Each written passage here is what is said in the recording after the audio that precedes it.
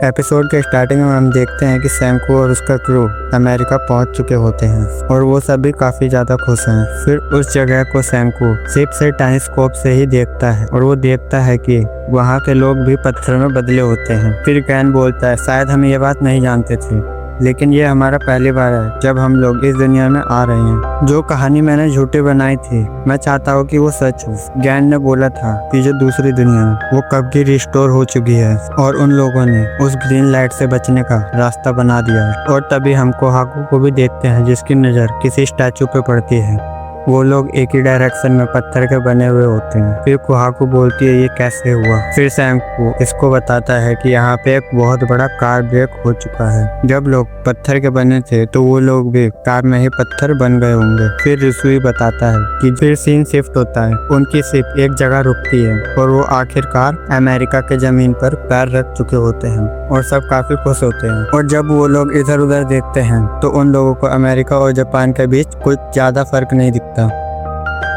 वहाँ पे काफी पेड़ पौधे उग चुके होते हैं, इसलिए उन लोगों को कुछ ज्यादा फर्क नहीं दिखाई देता। फिर उस जगह सीरियस बात शुरू होती है जहाँ पे रिसुई सभी को बताता है कि हम यहाँ अमेरिका में 2 टीम में डिवाइड होंगे। इसके बाद सैंको सभी को अमेरिका के जगह के बारे में बताता है, पर ये बात किसी को समझ नहीं आती। पर क्योंकि सैंको और उसके क्रू पर हमला कर देते हैं, ये देखकर वहाँ पे थोड़ा डर का लोग काफी खुश होते हैं क्रोकोडाइल को देख करके। अब सुकासा और उसकी टीम क्रोकोडाइल से लड़ने लगती है और ये लोग उन क्रोकोडाइल से काफी अच्छा लड़ रहे होते हैं। इसके बाद सीन शिफ्ट होता है और हम लोग देखते हैं फ्रांसिस कुछ बना रही होती है। वो सभी के लिए बर्गर बना रही होती है और इस बर्गर को देख करके गैन और ताइजू के मुंह में पानी आ जाता है। और जब वो लोग इस बर्गर को खाते हैं तो उनको काफी ज्यादा मजा आ जाता है। और तभी सीन शिफ्ट होता है और हम लोग देखते हैं सुगासा को। सुगासा के हाथ में कुछ फोन है और तभी सैंको के पास कोहाकू भी आती है और कहती है, तो ये है अमेरिका की स्पेशलिटी।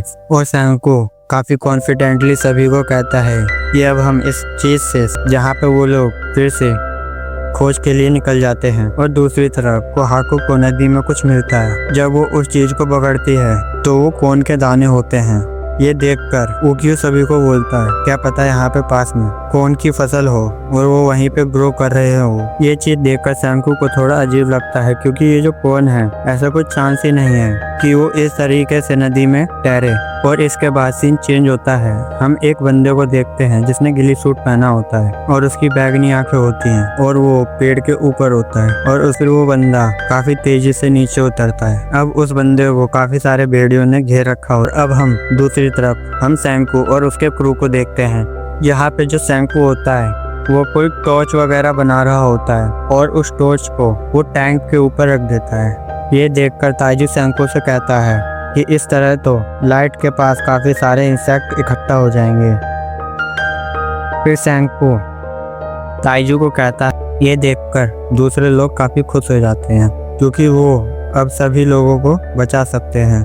लेकिन अचानक से सीन शिफ्ट होता है और हम सुकासा को देखते हैं। उसको काफी अजीब फील हो रहा होता है और फिर वो पेड़ की तरफ देखता है लेकिन वहाँ कोई नहीं होता। और ये सुनकर सुकासा समझ जाता है कि अरे देवा, ये गड़बड़ है। और वो काफी ज्यादा चौंक जाता है। तभी ह्योगा सभी को बताता है कि हमारे एनिमी के पास पावरफुल गन है और वो हम लोगों से लड़ने के लिए तैयार है और शायद से हम लोग उसके जाल में फंस चुके हैं। फिर सामने से उन्हें वही बैगनी आंखें दिखती हैं जो कि उन लोगों को देख रही होती है।